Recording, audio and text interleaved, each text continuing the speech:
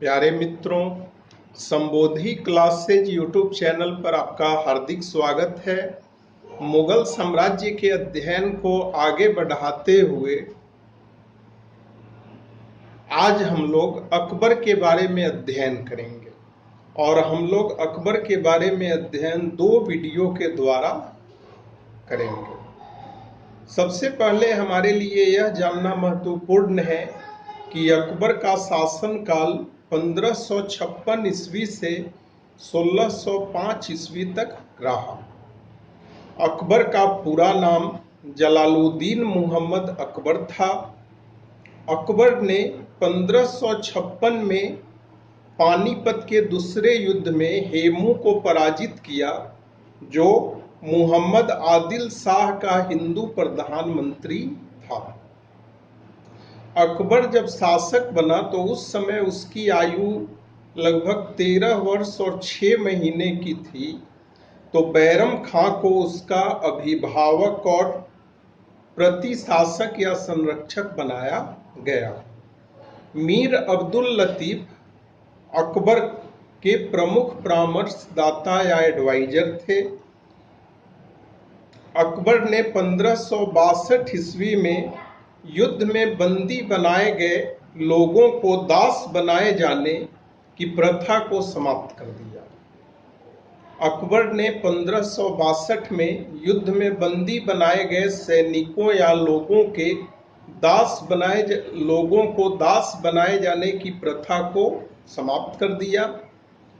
उसने 1563 में तीर्थ यात्रा कर को समाप्त कर दिया तथा 1564 में जजिया कर को समाप्त कर दिया। आमेर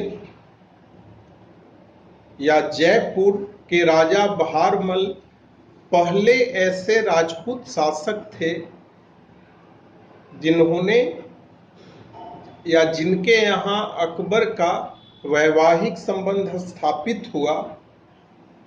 साथ ही राजा बहारमल पहले ऐसे राजपूत शासक थे जिन्होंने अकबर के आधिपत्य को स्वीकार किया। अकबर ने 1576 में महाराणा प्रताप के विरुद्ध, जो कि मेवाड़ के शासक थे, हल्दी घाटी का युद्ध लड़ा। अकबर ने 1585-86 में कश्मीर को जीतकर मुगल साम्राज्य में मिलाया। अकबर ने अहमदनगर की शासिका चांद बीबी के विरुद्ध सैनिक अभियान अब्दुल रहीम खान खाना, जिन्हें रहीम भी कहा जाता था, के नेतृत्व में भेजा। यदि अकबर के अंतिम विजय की बात की जाए तो अकबर की अंतिम विजय खानदेश पर हुई, जहां उसने 1601 ईस्वी में असीरगढ़ के किले पर अपना आधिपत्य स्थापित किया। अकबर ने राजपूतों के साथ सामंजस्य की नीति को एडॉप्ट किया।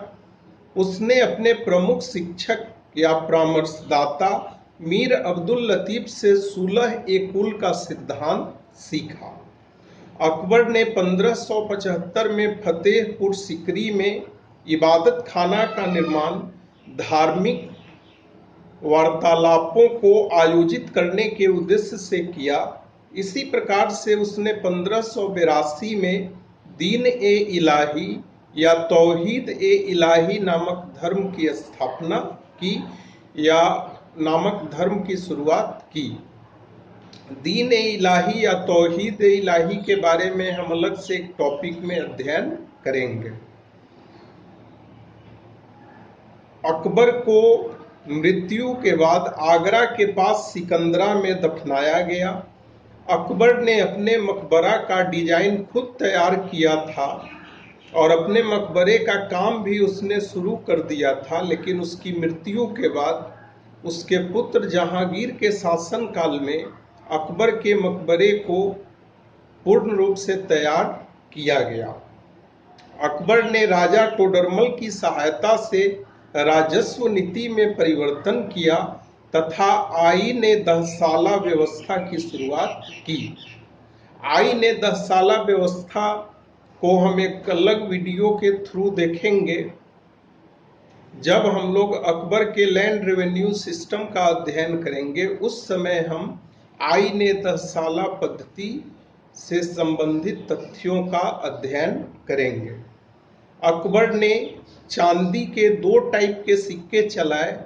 पहला सिक्का जो गोलाकार होता था, गोलाकार सिक्के को रुपया कहा जाता था, और दूसरा सिक्का जो चौकोर होता था या वर्गाकार होता था उसे जलाली कहा जाता था। अकबर ने फारसी को दरबार की भाषा बनाया और सभी राज सेवकों के लिए इस भाषा को अनिवार्य कर दिया। कहने का आशय यह कि अकबर ने यह आदेश जारी किया कि सभी राज सेवकों को फारसी भाषा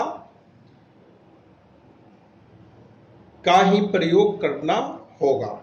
इसी प्रकार से हमारे लिए यह जानना महत्वपूर्ण है कि अकबर ने इस्लाम की प्रभु सत्ता में संशोधन किया और एक नए सिद्धांत की स्थापना की, जिसके अनुसार राजा को सभी विषयों पर निर्णय लेने का विशेषाधिकार या एकाधिकार प्राप्त था या परमाधिकार प्राप्त था।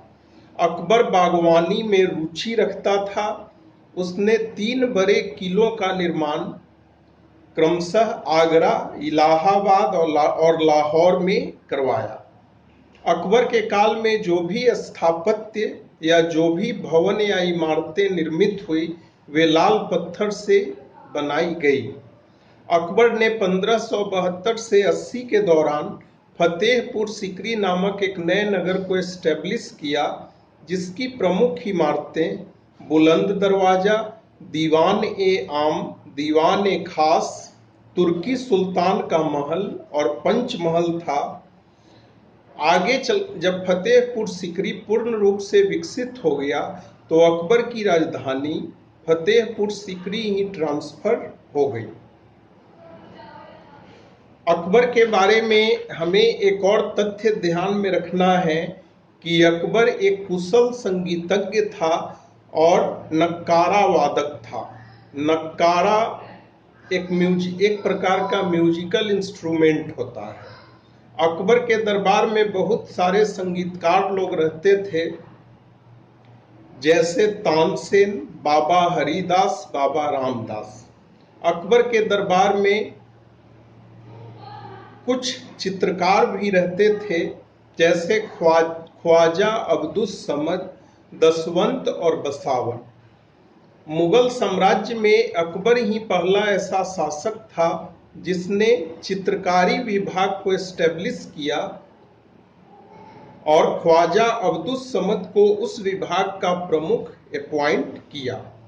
साथ ही अकबर ने ख्वाजा अब्दुस समद को सीरीन कलम या सीरीन ए कलम की उपाधि दी। अकबर के समय महाभारत का फारसी में अनुवाद रज्मनामा के नाम से करवाया गया।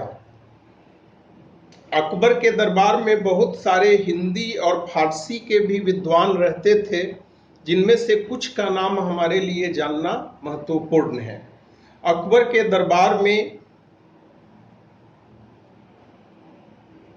दरबार में सूरदास, रसखान, रहीम, बीरबल और रामदास जैसे विद्वान थे जो हिंदी भाषा से संबंधित थे या जो हिंदी भाषा के विद्वान थे। इसी प्रकार से अबुल फजल, फैजी, बदायूनी, अब्बास खां शेरवानी, उतबी और नजीरी अकबर के दरबार में रहने वाले फारसी विद्वान थे।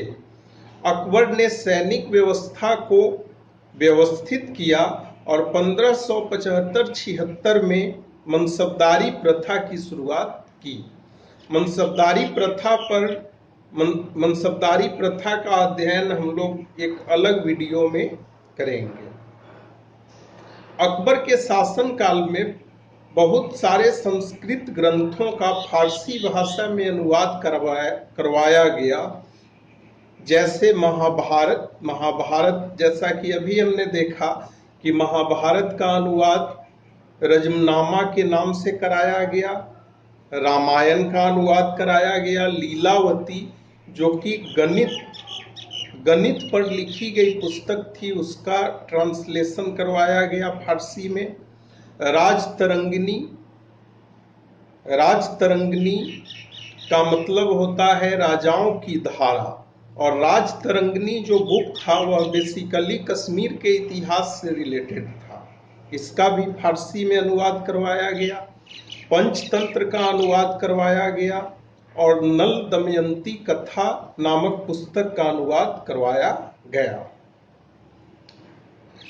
तो इस वीडियो में हम लोग इतना ही अध्ययन करेंगे। कल के क्लास में अकबर से संबंधित दूसरे वीडियो में हम लोग अकबर के बारे में और सूचनाओं या तथ्यों का अध्ययन करेंगे। आप लोगों का बहुत बहुत धन्यवाद।